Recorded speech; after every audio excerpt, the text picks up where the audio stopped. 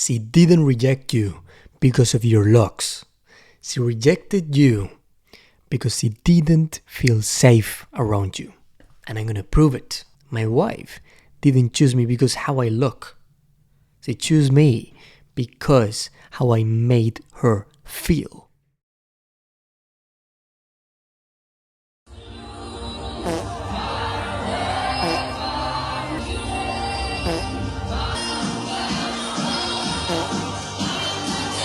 It's supposed to be 92 degrees, so I was thinking we hit the beach. No? We need a breakup. What? Me and Garrick were breaking up, basically. With the cars and everything else behind it. Just imagine, you're dressing up because tonight you're going out with your boys. You went to the gym 4 times this week. You feel like a chat, ready for raising women up. And you have the feeling that tonight you're not going back home alone. You and your boys walk into the club and you start drinking, having fun with them.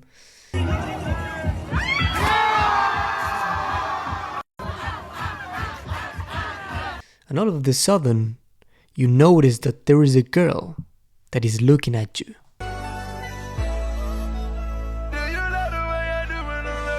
You don't really think about it because you're drinking. So you're like, fuck it. I'm gonna walk over. So you go there confident and you introduce yourself. You use one of your pickup lines. And then after a few seconds of conversation, she starts looking away. Like she's not even paying attention to the things you're saying. She grabs her phone while you're talking. However, as you're drunk, you have the balls to say, "Can I get your number?" And she goes, "Sorry, I have a boyfriend." What? I have a boyfriend. So you go back with your boys, and a few minutes later, you see that girl talking with another guy. A guy that you know that he is not in a relationship. And she's talking to him, she's laughing, she's having fun. They are dancing, and all of a sudden, they are kissing in front of you. So you're like, she was lying to me. She didn't have a boyfriend. And at the end of the night, you go back home alone, as usual, overthinking what was the problem, what I did wrong. Is because I don't look handsome?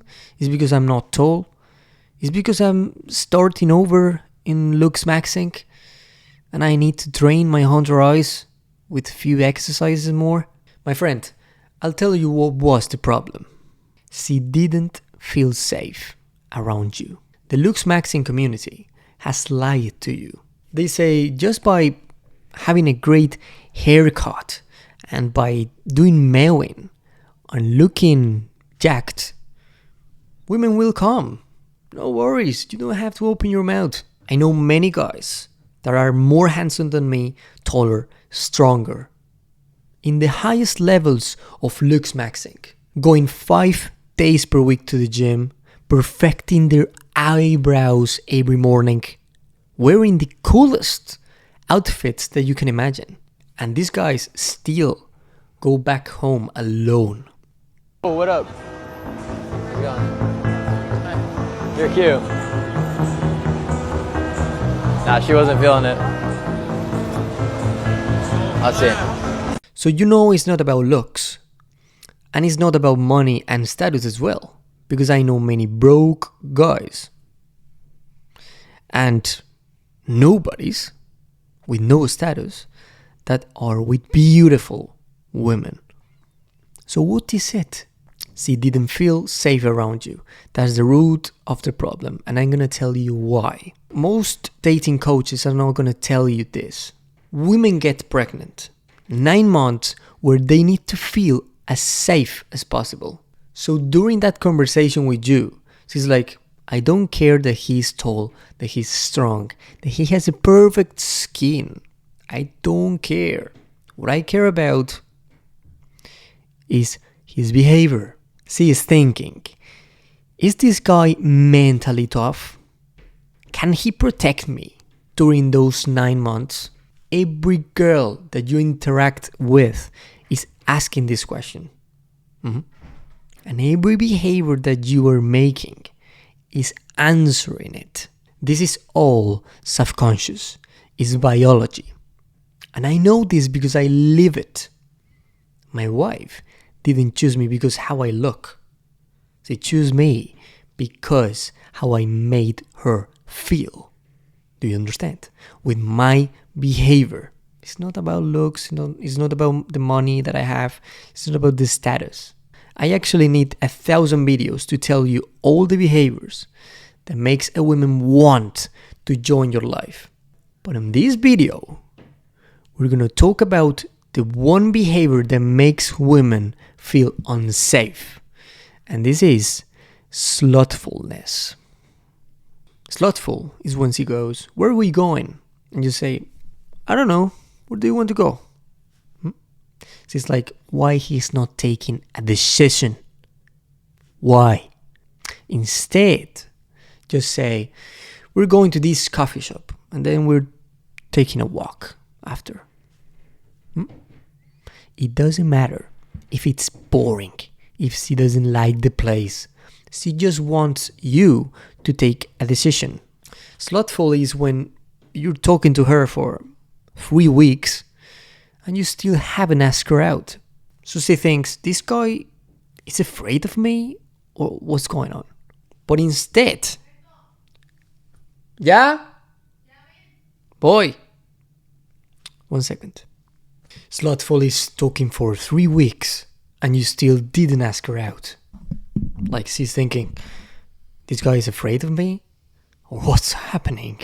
Slothful is finally stepping up and saying, we should hang out sometime. But she's like, why he's not saying when and where? Why he's not taking a decision?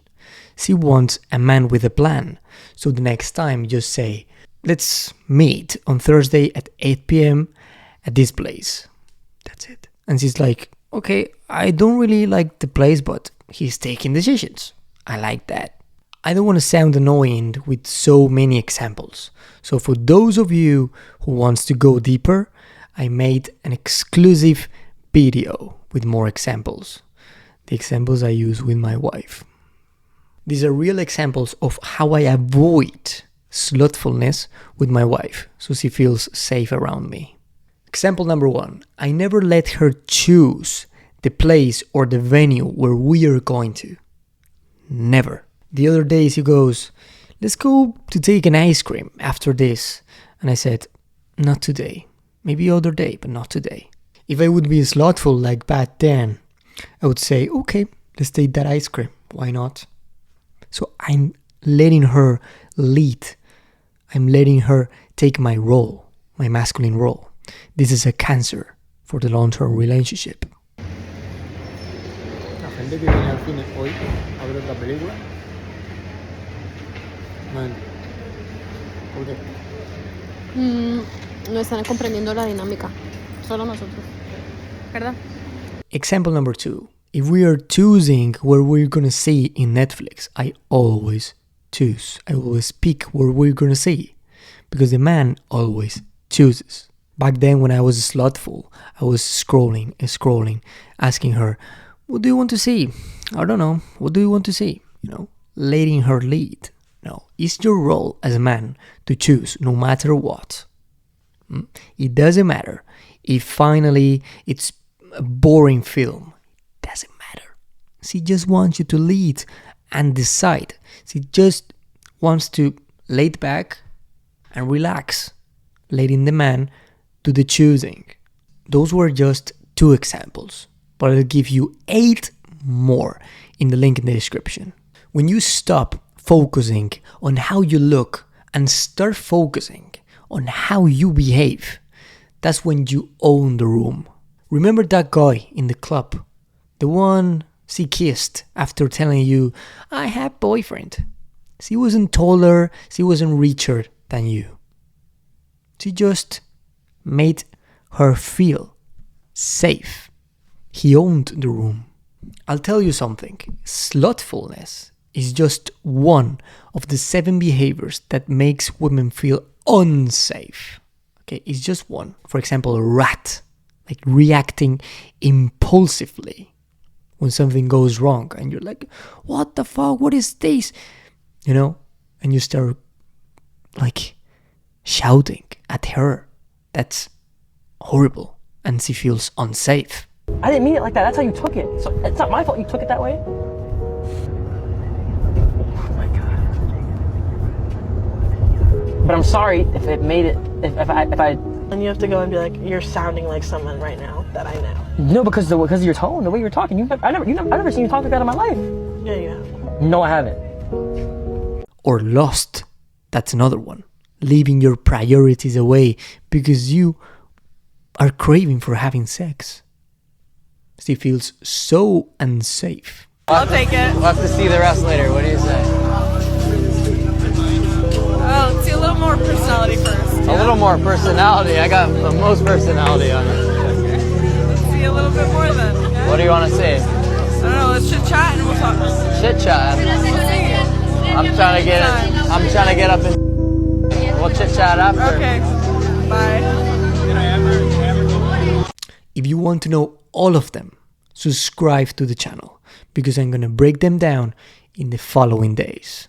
And remember, the only thing she wants is to feel that you can provide and protect her during those 9 months of pregnancy. Okay? If you can handle that, you're gonna be fine.